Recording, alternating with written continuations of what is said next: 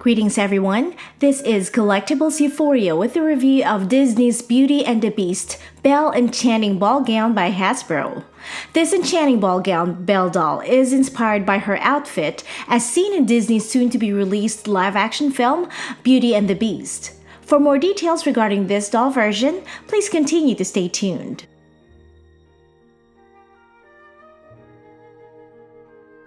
Packaging comes in a dome-shaped blister packaging window style and is shaped like the glass cloche, which encased the suspended single enchanted wilting rose.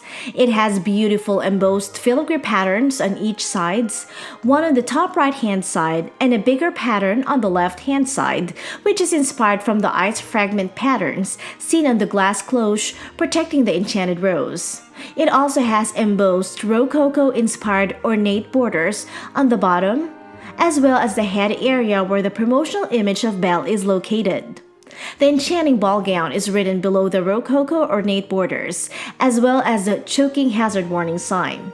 This doll is suitable for ages 3 and up, and the Hasbro logo is located right beside the warning.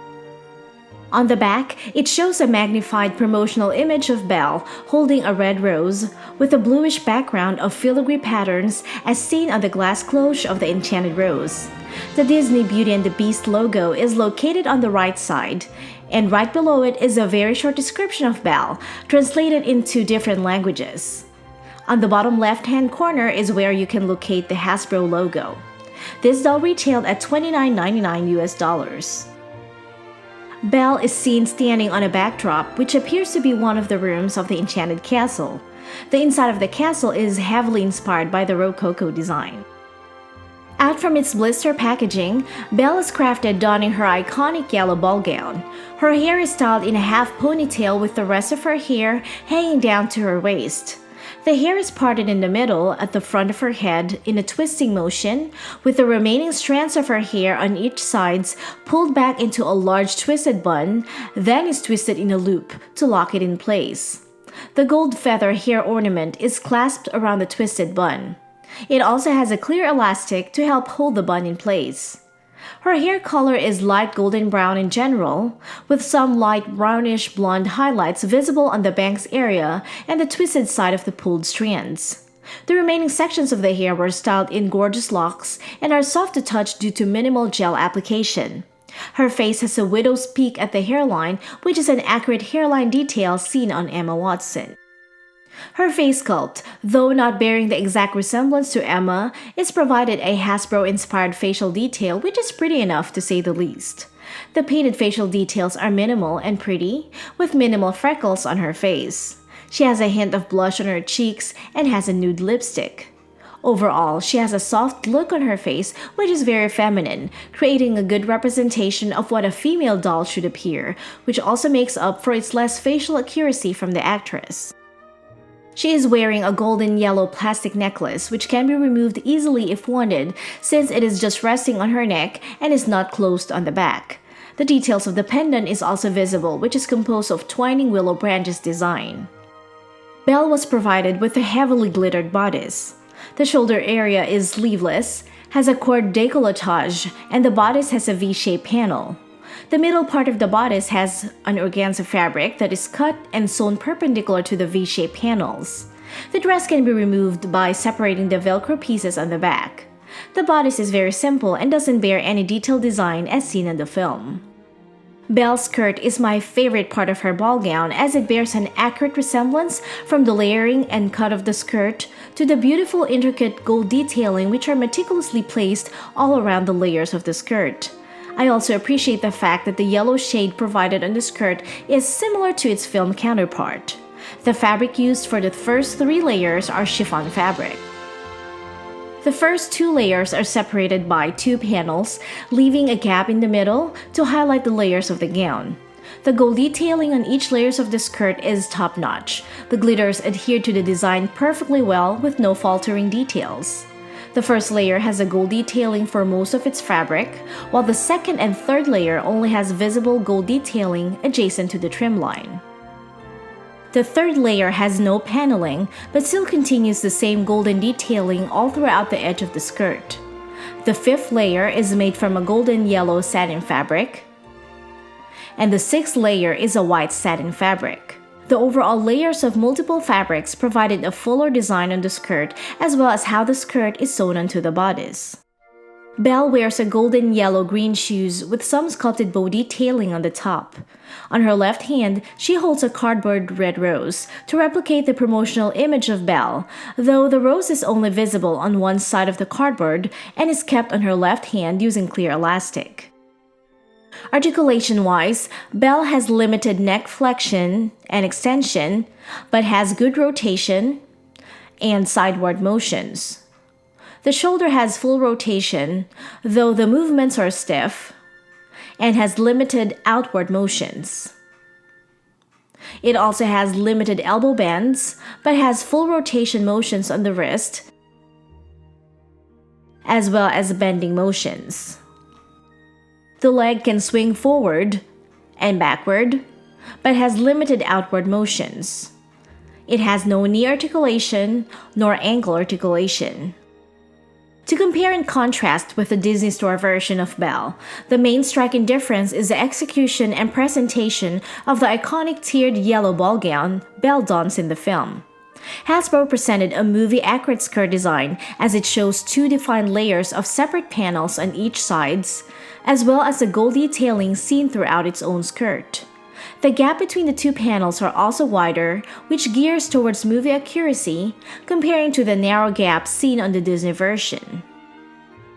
As for the bodice, Disney had nailed the design accurately and has more elaborate details comparing to the simple designed glittered bodice presented by Hasbro. Another thing I would have preferred in terms of Hasbro's take on the bodice is that they should have made the bodice a separate piece like how Disney created theirs to allow doll collectors to swap bodice or skirt with other dolls. I was really pleased on how Hasbro created the skirt, and I was hoping I could swap it with the Disney skirt of Belle to give it a more movie-accurate presentation to it, but since the bodice is sewn to the skirt, that would not be possible to do. As for the rooted hair created by Hasbro, it is a more preferable approach compared to the glued version of Disney. And what I love about Hasbro has created is that they gave Belle a widow's peak on the hairline, which is accurate to Belle's hairline comparing to the wide forehead Disney had created. The rooted hairline also gave a more realistic approach between the hair and the face, while the mask and wig approach by Disney created an unappealing gap between the hairline and the face.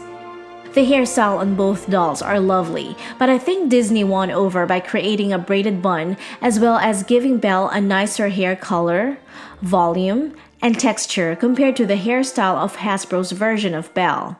Despite of not being movie accurate for its facial details, I still prefer the face created by Hasbro since they made her facial details lovely, comparing to the poor paint and makeup application done by Disney despite of having an accurate face sculpt of Emma Watson.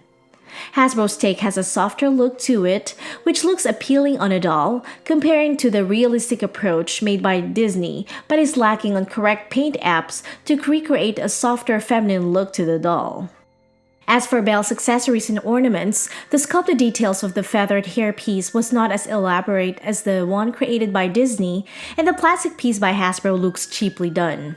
The necklace on Hasbro is okay. It captured the twining willow branches of the pendant seen in the film, but I think I like Disney's representation of the necklace since they used thread for the necklace instead of plastic. For Belle's shoes, one can clearly tell that Disney made a better job in recreating a more detailed sculpt compared to the lack of sculpted details on Hasbro's version.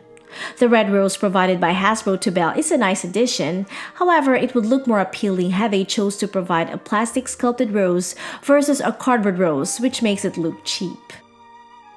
To sum it all, Hasbro's take on the skirt is much preferable due to its movie accuracy. However, I cannot deny the fact that Disney created a more stylish and elaborate approach on the bodice as well as how they sewn the skirt for Belle. Had Disney bothered updating their skirt into the actual skirt seen in the film, I am pretty sure I would have little to no complaints about it since Disney uses higher quality material and fabrics, and the dress presentation is usually top-notch. The accessories and ornaments provided by Hasbro is just enough to give it a movie-accurate approach, but lacks sculpted detailing compared to the elaborate sculpted details created by Disney. Both packaging are not stackable due to its design, but I think I prefer the overall look created by Hasbro since the design concept relates to the movie because it used a glass cloche covering the enchanted rose as its inspiration, comparing to the irregular pentagon shape by Disney. For its retail price, Hasbro's version of Belle retailed at $29.99 US, comparing to the $34.95 US by Disney. It's almost a $5 difference between the two dolls, so for someone who is in the fence on what to get between the two dolls, if the price is the issue, I say you go for the Hasbro's version if you cannot fathom owning a less movie-accurate doll on Belle's iconic ball gown. For someone who doesn't mind the price difference, for its overall worth of money based on quality, fabrics, and materials used, as well as elaborate sculpted details, I say you go with the Disney Store version if you can look past all its major flaws like the problems with the head sculpt, facial details, paint application, and less than movie-accurate gown. It is really a tough call. I wished one of them is perfect enough for me to decide on getting just one, since I usually prefer Disney's approach when it comes to film collection dolls. However, I did not regret owning Hasbro's version as I really wanted an accurate skirt for Belle.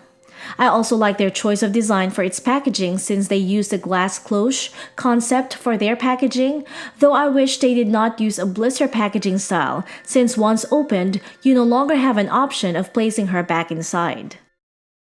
You just really have to weigh which is more acceptable to you since it is your own money to spend. You can also buy both of them. If that will please you, just switch their gowns if you want an accurate skirt design for your Disney's version of Belle. Whichever you choose, the most important thing is you are satisfied with your purchase and it will give you something to reminisce about the film as the years go by. Have a great day. Bye!